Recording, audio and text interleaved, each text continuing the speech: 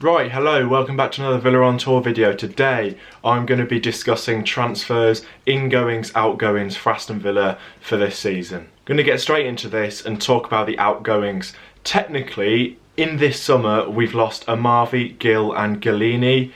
I don't think anyone really cares about them, but they were loans last season that have now become permanent. And for those three, we've brought in around £15 million or euros. So that's a decent sum of money that no one really remembers or talks about. Obviously, we also lost Samba, Agbonlahor and John Terry because their contracts ran out.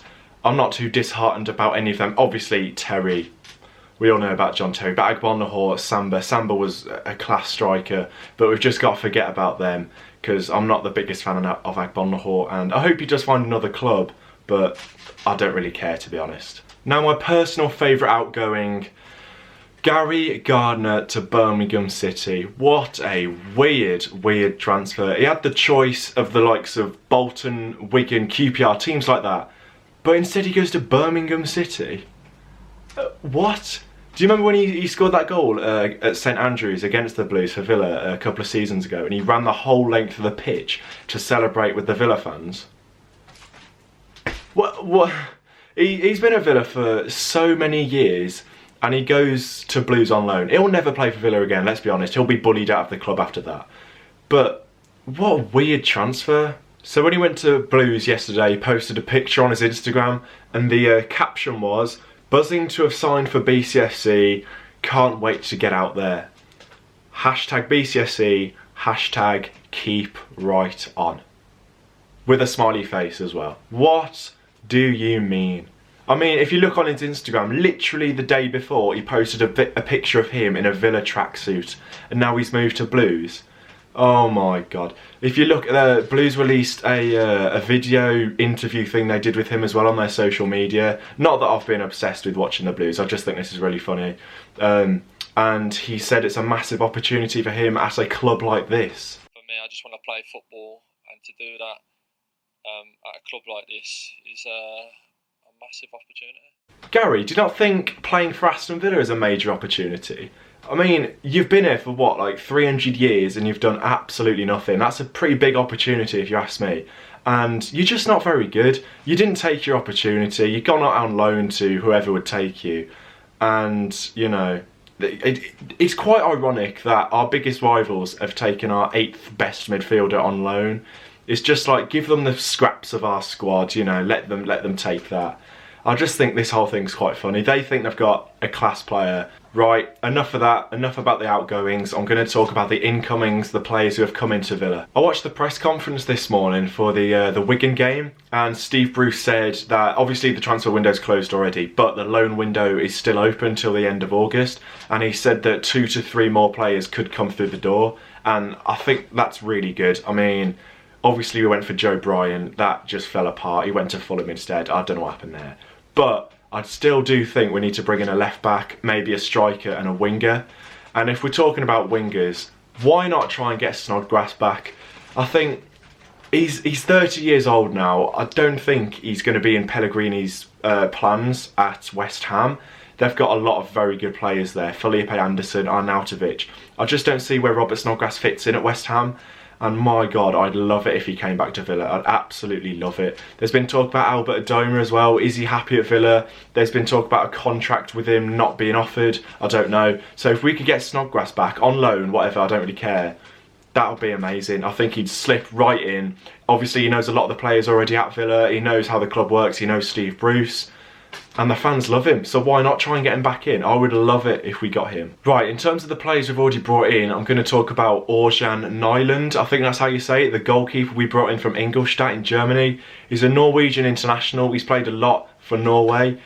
And I like the look of him. Obviously, I haven't seen him too much because I don't follow Ingolstadt. But I've seen these compilations on the internet. Obviously, you can't take much from them because you just can't. They make him look better than he might be. We don't know yet. We have to wait until we see him actually play for Villa. But I like the look of him. He's tall. He speaks English, which helps. Do you know what I mean? But he seems to know what he's doing. And I can't wait to see him. Jed Steer's gone out to Charlton on loan. That came out today. So Nyland, he's taken the #1 shirt. and I think he'll play tomorrow against Wigan, and I can't wait to see him. Secondly, another goalkeeper, Moreira. I think he's going to be number 2 the whole season. He's going to be on the bench, he's going to play the cup games. A young goalkeeper from Atletico Madrid. Again, I don't know too much about him. He's only young, but he is highly rated by Atletico Madrid. Atletico Madrid, they do produce decent goalkeepers. You look at Courtois, you look at David De Gea, Oblak as well. They produce very good goalkeepers. So this Moreira guy must have something good about him. And we're not going to see too much this season from him, I don't think. But against the likes of Yeovil, when we play them in the cup games, he'll play, and I can't wait to see him. Another one as well, Tuanzebe. I love having him back now. Last season, I felt sorry for him. He was playing at left back, he was playing at right back. I don't think those are his first choice positions. I think centre back is his position, and as we all know, we're low on centre backs. We lost John Terry, Samba, he's gone. But I think him, Elphick and Chester between them, Mitch Clark as well in the background, a young player there. I think we're all right now. Tuanzebe, he's come into play. Steve Bruce has said it. He's come to the Villa to play, and him and Chester, I think they complement each other quite well. Tuanzebe, rapid, he's tall as well, very tall. Chester, he's the Rolls Royce defender. I've seen people say that. He doesn't take any crap. And I think those two together could work very, very well, and I can't wait to see them play together.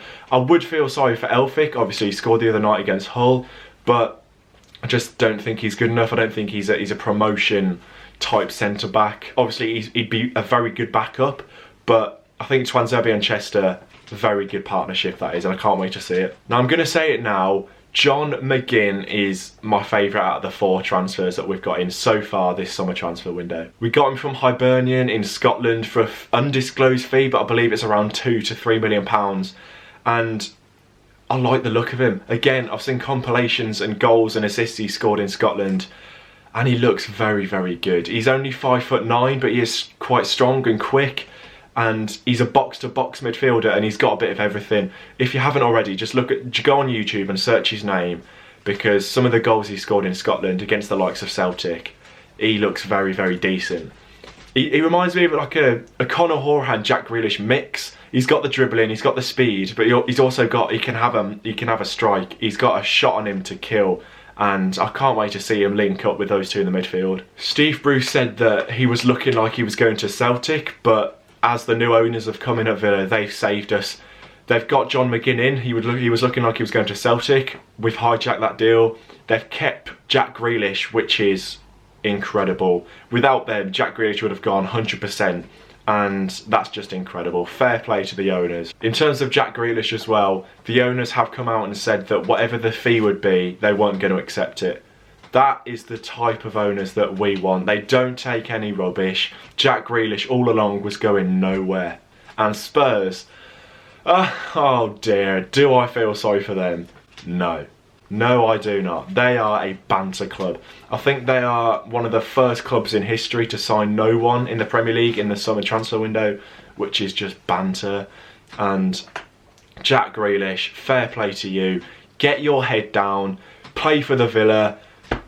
He's going to take us up this year. I said in my preview video for the season, I think we're going to come 11th. Put that in the bin. If we get playoffs this year, I think that'll be a very, very good achievement. And I don't see why we can't. We haven't lost too many players, and the players that we have lost, we've brought in very decent replacements. And I'm looking forward to seeing them all link up. And the home game against Wigan tomorrow, I can't wait. It's going to be a difficult one. Wigan, they do look decent. We'll get into that tomorrow in the matchday vlog. But now, the transfer window overall so far, it has been very, very decent. And I can't wait to see that the new loan deals we've potentially got coming in. Hopefully they're Snodgrass. But overall, it's been very decent. Right, thank you very much for watching the video. Leave your thoughts on the new transfers in the comments below. I'll reply to as many as I can. And yeah, if you have enjoyed the video, leave a like, subscribe if you're new. The support on the channel has been incredible recently, and I can't thank you guys enough. And yeah, Wigan video out tomorrow. Keep an eye on the channel, and up the Villa.